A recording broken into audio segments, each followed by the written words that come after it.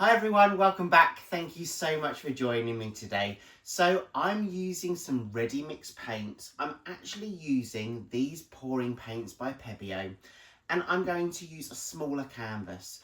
I've always said I find smaller canvases a challenge, so that's exactly what I'm going to do over the coming months. And I'm also mindful that not everyone can afford or has the room to use really large canvases all the time. So we're going to go small. We're going to do some fluid art techniques on a smaller scale. But if you are using a larger canvas, don't worry, you can always up the volume of paint that you're using and go large basically. So, but I'm concentrating now on smaller canvases. I'm going to take you down to see the paints. As I said, I'm using Pebeo brand. It's a pouring paint. And I will list everything in the description box below. And that goes for all of my tutorials. If you expand that box, I list everything, my ratios, the brands of paint that I'm using, and some helpful hints and tips. It's great to have you here with me today, and as always, let's see what we can create. Okay, so here's my canvas. As I said, I'm going on a smaller scale. This is a 12-inch by 10-inch canvas, just a standard canvas. And here are the pouring paints that I'm using. So as you can see, they're all from the Pebeo pouring experience, all pouring paints. And these are the colours I'm using. So I've got a silver, I've got an aqua green, turquoise, I have a magenta, violet, metallic purple, a gold, a black, and a, I can't read it, cobalt blue. So they're my colours. I'm coming to the end of a lot of these, so it's also about using up my paint. So that's my colour palette. Don't worry, I will list all of those in the description box. I've got my canvas ready. It's not prepared in any way. The canvases come already prepared, so I'm not putting any other base colour on this. So let's go. So I'm going to take one colour at a time and puddle those colours on the canvas. But I'm not just going to do singular puddles. I'm actually going to do triple puddle pours. So I'm going to start off with the purple and then take one colour at a time and place a puddle of paint onto the canvas.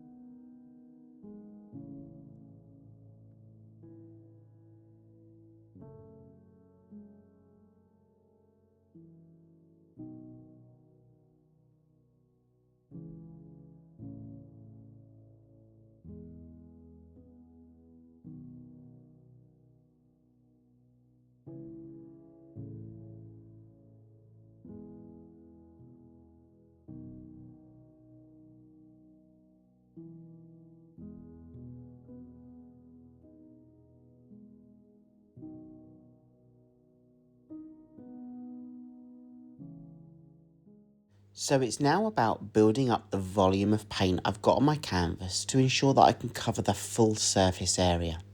So I've started off with the singular puddles, and now I'm adding another colour, a different colour, on top of each puddle of paint that's already on the canvas.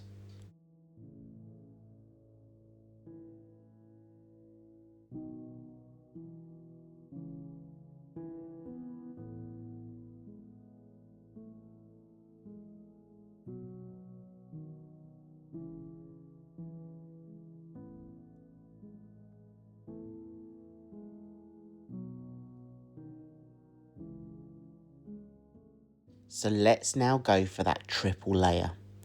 I'm now adding some gold, and I'll also add some silver with a dash of black.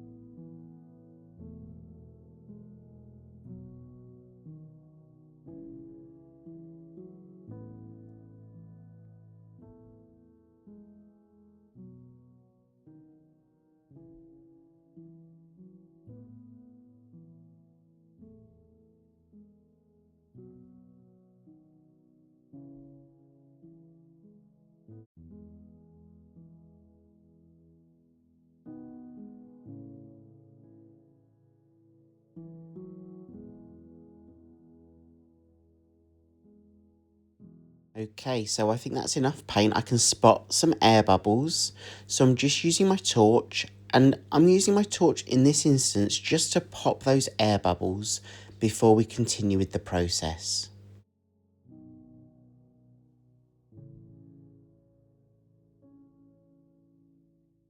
Okay, so now the fun can begin. I've got my marble, and I'm going to just place the marble in the centre of the canvas.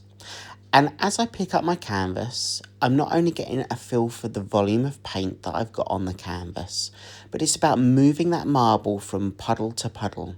And as it drags that marble across those puddles when I tilt, it's actually creating a pattern.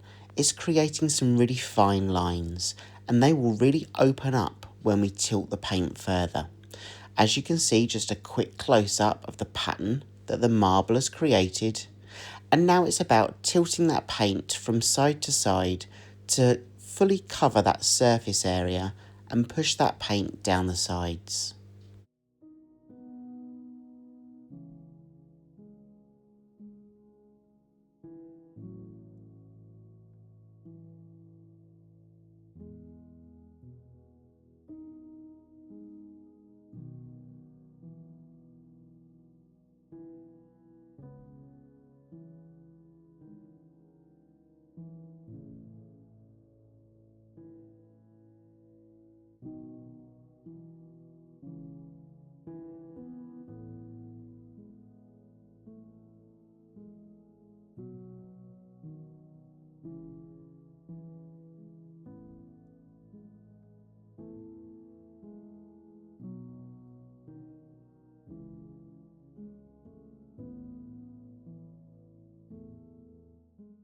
And just a tip here, when you're tilting your canvas from side to side and moving that paint across that surface area, also be mindful of the composition.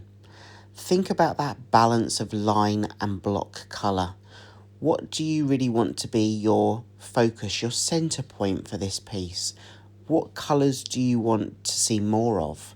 So just bear those in mind when you're tilting, because you can always tilt some more paint off.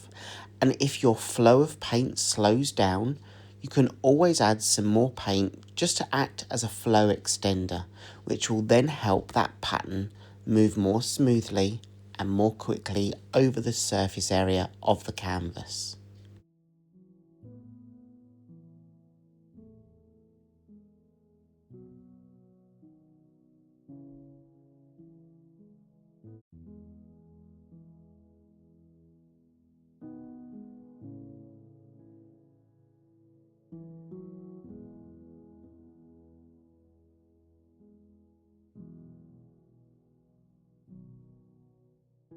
Okay, I'm happy with this one.